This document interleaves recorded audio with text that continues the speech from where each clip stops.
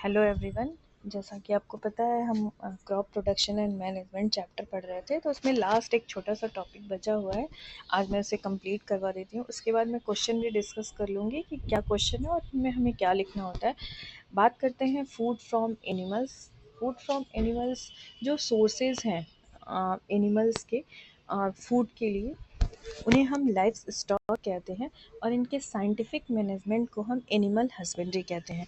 कौन कौन से फूड सोर्सेज हैं जो हम एनिमल से ऑब्टेन करते हैं? उसमें आपका एग है, मिल्क,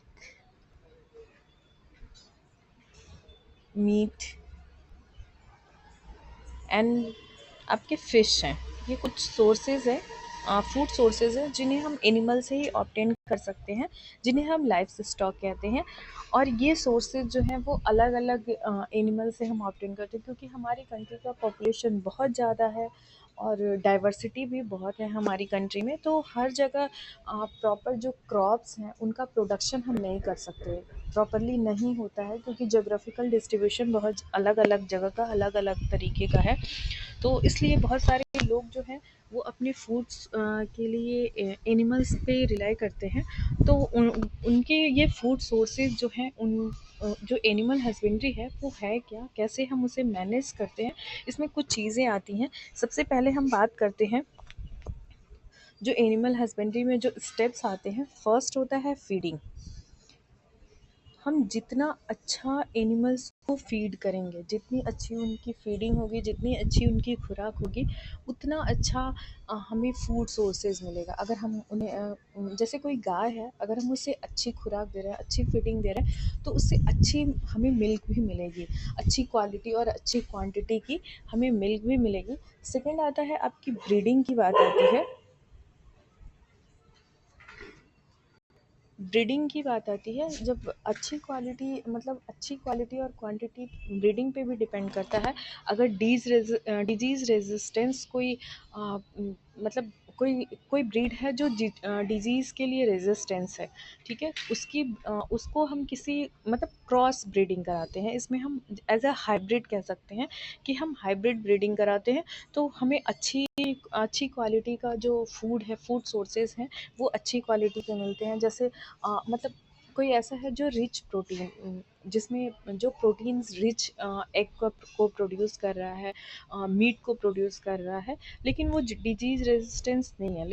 लेकिन कोई ऐसा है जो डिजीज़ रेजिस्टेंस है पर उसकी प्रोटीन सोर्सेज बहुत अच्छी नहीं है। तो इन दोनों की अगर हम ब्रीडिंग कराते हैं, तो जो तीसरा हमें ब्रीड मिलेगा, उससे उसमें हमें दोनों चीज़ें मिलेंगी। वो डिज़ीज़ रेजिस्टेंस भी होगा और प्रोटीन की उसकी सोर्सेज भी बहुत अच्छी होगी। तो इस तरीके से हम मैनेज करते हैं जो एनिमल्स हैं उनकी उसको साइंटिफिकली, और इसे बोलते हैं हम एनिमल हस्बेंड्री। और इस तरीके से हम फूड ऑब्टेन कर सकते हैं एनिमल से भी properly.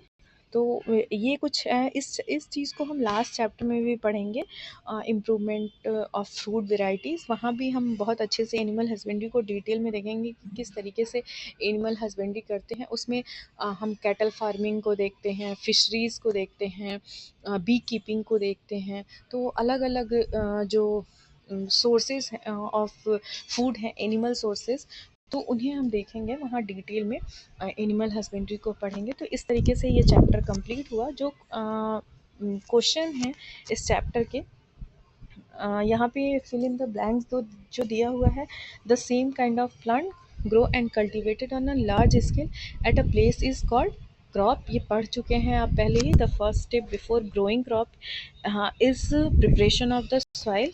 Damage seed would float on top of water.